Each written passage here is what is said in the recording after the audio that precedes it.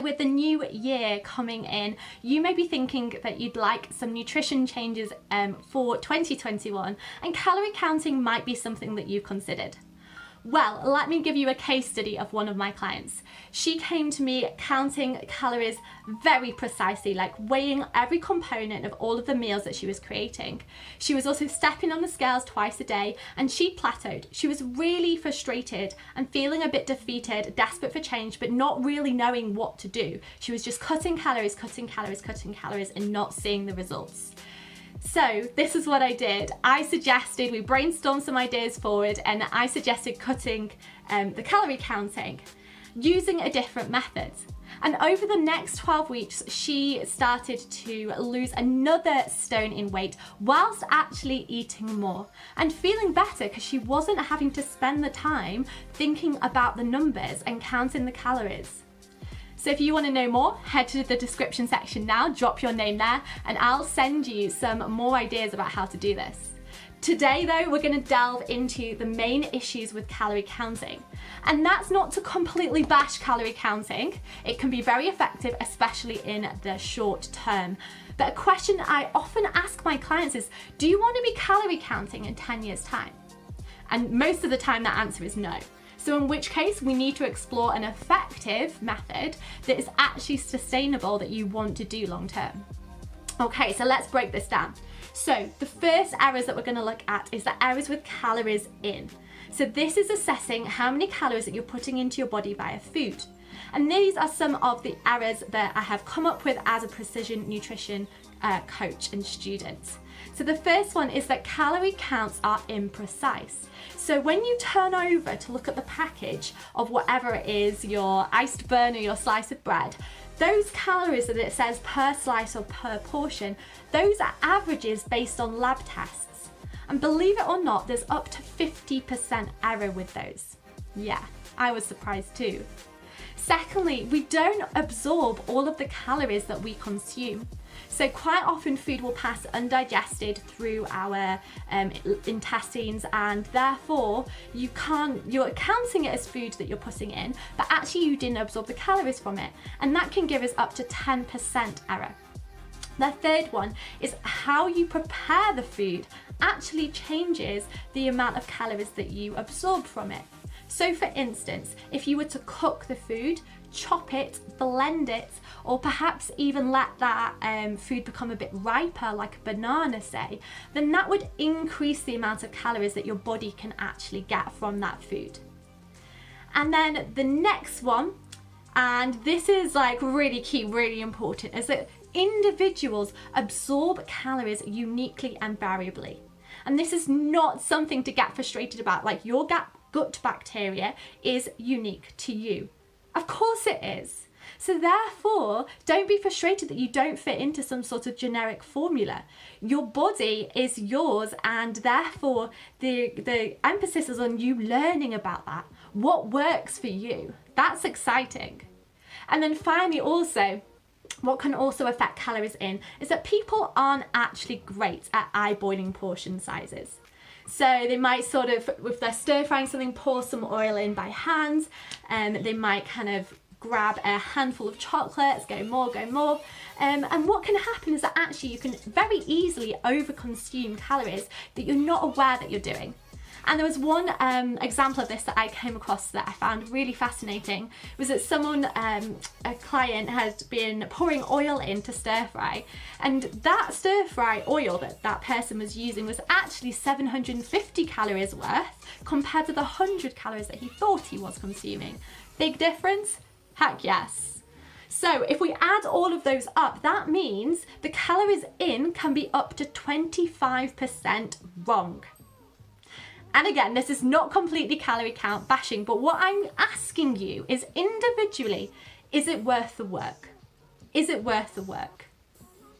Okay, before we head into the areas about calorie count problems when we're calculating what comes out of our bodies, I would love you to head down to the description now.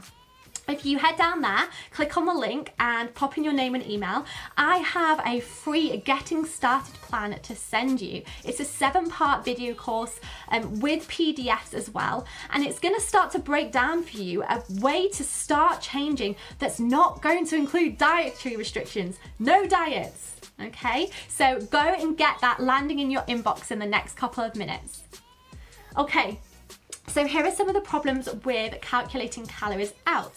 So this is how many calories your body burns throughout a 24-hour cycle. And these are some of the issues. And the first one is that calorie burn estimates are imprecise.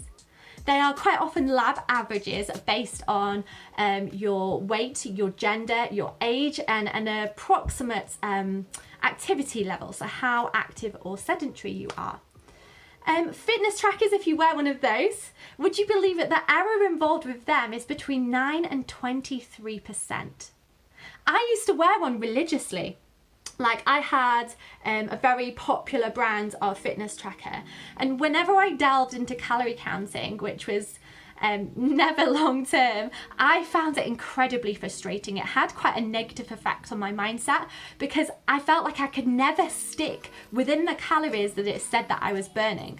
And I wasn't putting on weight, so I had other factors that I should have been going off, but it created such like a disappointment. It was a stick to beat myself up with because I felt I couldn't fit within what essentially is that imaginary number, because it didn't actually reflect the reality of the calories I was burning. So be aware of that. They're not particularly accurate depending on your individual circumstances and body. The second thing is individuals burn calories uniquely and variably. You might have noticed that one or anticipated that one was going to come up based on the previous one. And that is a whole host of factors that might affect how many calories that you burn.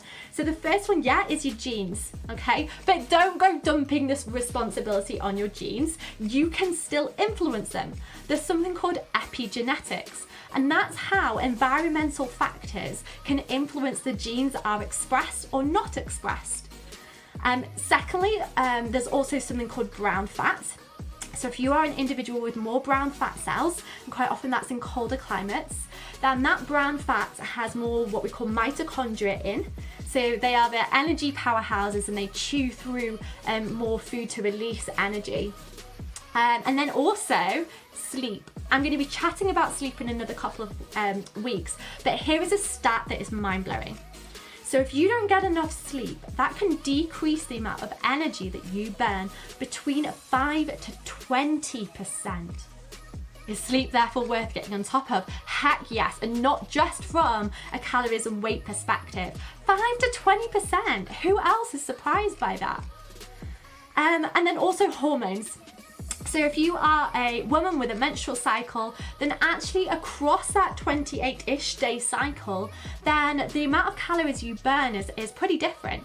You can actually burn between 50 to 300 calories more at certain points in your cycle. And then finally, or a couple of final things and what can influence calories out. The next one is how and what you eat. So how much and what you eat. This might sound counterintuitive, but it is scientifically so much evidence behind it. If you eat more, you burn more. Okay? Because your body starts to think, oh, well, I've got a stable, safe energy supply, so therefore it is safer for me to start to turn up the energy burning processes, the metabolism.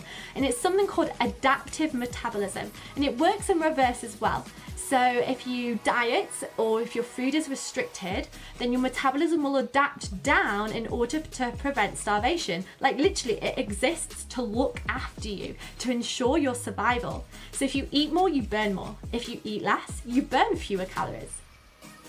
The thermal effect of food is also something that can change your calories out. And you might be thinking, what the heck is that? It's too much science, too much science. Have you ever had the meat sweats? So if you've ever had the meat sweats, then you've experienced something called the thermal effect of food, because it has the biggest effect with protein. And what this means is 20 to 30% of that protein, that steak that you've eaten, is actually burned digesting the food. So you only get like 70 to 80% of the calories from that food. The rest was used in order to digest it. So as I said, things like protein, that requires more calories to actually break it down. And then finally, weight history. So this is linked into the adaptive metabolism thing. If you've ever gone through a weight loss period, or you're someone who's tried a lot of diets, then actually your metabolism might have adapted down because of that. And again, that is not something that you should be sitting there thinking, my metabolism is broken, because it's not, okay? Because your metabolism can adapt back up again, absolutely. But it does mean it's something to be aware of, that actually if you have had some weight loss in the past, then that might have reduced the amount of calories that you burn by up to 10%. So overall, add up all of those factors, then the calories out that you are burning could have an error of up to 25%. 25%. So calories in, error of 25%, potentially each way. And calories out, again, an error of 25%, potentially each way. So not necessarily going to work long term. I hope this has been really, really helpful. And if you want to know more about another alternative way to calorie counting, then head to the description section below. I would love to send you my getting started plan for creating a sustainable change. And watch out for the next video, because I'm going to talk to you about the foundations of good nutrition. If calorie counting isn't the answer, then what is? Coming up next.